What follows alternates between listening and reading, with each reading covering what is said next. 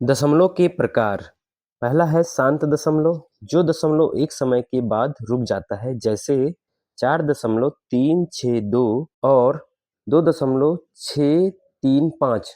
ये एक समय के बाद रुक जाते हैं, इसे शांत दशमलव कहते हैं। अशांत दशमलव, जो दशमलव का कोई अंत ना हो, यानी चलता ही जाता है, जैसे 9.232323, ये अनंत तक के चलते जाते हैं। उसी प्रकार 2.010101, तो इसको भी हम क्या बोलेंगे? अशांत दशमलव। अशांत दशमलव के दो प्रकार होते हैं, एक आवर्ती दशमलव, एक अनावर्ती दशमलव। जिसमें है पहला प्रकार आवर्ती दशमलव, जिसमें संख्याएं बार बार रिपीट होती है।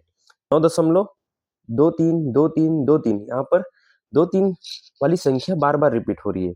उसी प्रकार 2.010101, यहाँ पर 01 वाली संख्याएं बार बार रिपीट हो रही है, उसे आवर्ती दशमलव कहते हैं।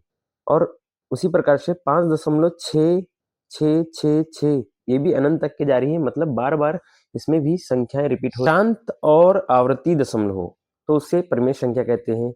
और इसके बाद है दूसरा प्रकार अनावर्ती दशमलव, 2.457902.154। तो इस प्रकार की संख्याएं अनावर्ती दशमलव होती है, जिसमें बार बार संख्या रिपीटेड नहीं होती है और अनंत तक की चलती है। दूसरा है 1.97384052, इसमें किसी भी प्रकार की संख्याएं रिपीटेड नहीं हो रही है, बार बार रिपीट नहीं हो रही है, इसको अनावर्ती दशमलव कहते हैं। जैसे √3, √3 का मान है जैसे 1.73200508, इस प्रकार से बार बार ये संख्या रिपीटेड नहीं हो रही है, तो इसको बोलते हैं अपरिमेय संख्याएं। परिमेय संख्या और अपरिमेय संख्या, इसमें से किसको कहेंगे? तो एक बात याद रखिएगा, शांत दशमलव हो तो उसे परिमेय संख्या कहेंगे। अशांत दशमलव हो लेकिन आवर्ती होना चाहिए, तो उसे क्या बोलेंगे? परिमेय संख्या कहते हैं। उसी प्रकार से अपरिमेय संख्या किसके कहेंगे?